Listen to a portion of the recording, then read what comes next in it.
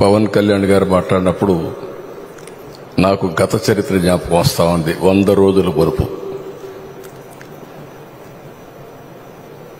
ఈరోజు ఒక్కసారి చూస్తే ఆ రోజుల్లో ఎంత భయంకరమైన పరిస్థితులంటే,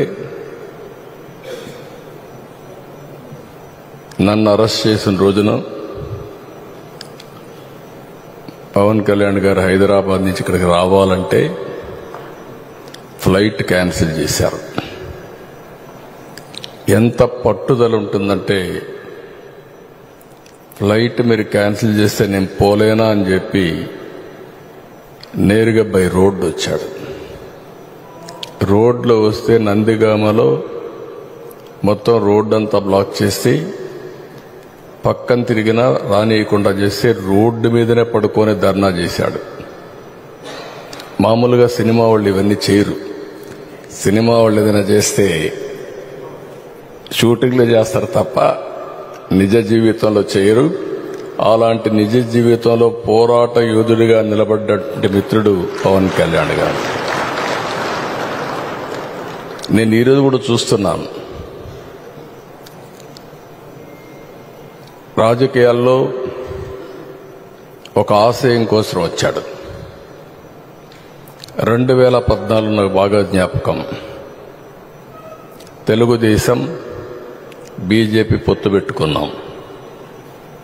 పొత్తు పెట్టుకున్న సందర్భంలో పోటీ చేయకుండా ఎన్డీఏ గెలవాలి, ఇప్పుడు నేను పోటీ చేస్తే ప్రభుత్వ వ్యతిరేక ఓటు చీలుతుంది కాబట్టి చీలకూడదని నిర్ణయం తీసుకుని ఆ రోజు పోటీ చేయకుండా అందరి అభ్యర్థుల కోసం పనిచేసిన వ్యక్తి పవన్ కళ్యాణ్ గారు. నేను ఎప్పుడూ మర్చిపోలేనది. నేను జైల్లో ఉన్నాను. జైలుకు వచ్చాడు. వచ్చినప్పుడు మాట్లాడాడు, చూశారు. అన్నీ ఆలోచించిన తర్వాత బయటెళ్ళి కష్టకాలంలో ఉన్నప్పుడు ఏమాత్రం కూడా ఆలోచించకుండా జనసేన తెలుగుదేశం పార్టీ 2 పార్టీలు కలిసి పోటీ చేస్తాయని చెప్పిన వ్యక్తి పవన్ కళ్యాణ్ గారు. అప్పటికి వాస్తవంగా ఆలోచిస్తే బీజేపీతో పొత్తులో ఉన్నారు. మళ్ళా అక్కడ ఒక మాట చెప్పాడు, నేను బీజేపీతో పొత్తుంది, వ్యతిరేక ఓటు చేయడానికి వీలు లేదు, కాబట్టి పొత్తు మాత్రం తెలుగుదేశంతో ఉంటుంది, బీజేపీని కూడా ఒప్పించి అలయన్స్ లేకి తెస్తామని చెప్పిన వ్యక్తి పవన్ కళ్యాణ్ గారు. క్రానలాజికల్ గా మనం చూస్తే ఒకటి తర్వాత ఒకటి మేమిద్దరం చూశాం, ఒకే ఆలోచన చేశాం. ప్రజలు గెలవాలి, రాష్ట్రాన్ని మళ్లీ పునర్నిర్మాణం చేయాలి, ఒకే ఆబ్జెక్టివ్. సీట్ల విషయంలో కానీ మీటింగ్ల విషయంలో కానీ ఎక్కడ చిన్న కమ్యూనికేషన్ గ్యాప్ లేకుండా పనిచేశాం. నేను ఈ సందర్భంగా బీజేపీ పార్టీని, పురంధేశ్వరి గారు కూడా మనస్ఫూర్తిగా అభినందిస్తున్నా. ఎందుకంటే వారు కూడా ఈ అలయన్స్ రావడానికి ప్రధానంగా కృషి చేశారు. వేరే వాళ్ళు పార్టీ అధ్యక్షులుగా ఉంటే ఏమయ్యేదో నాకు తెలియదు, కానీ వారు కూడా ఏ విధంగా వర్కౌట్ చేయాలో వర్కౌట్ చేశారు.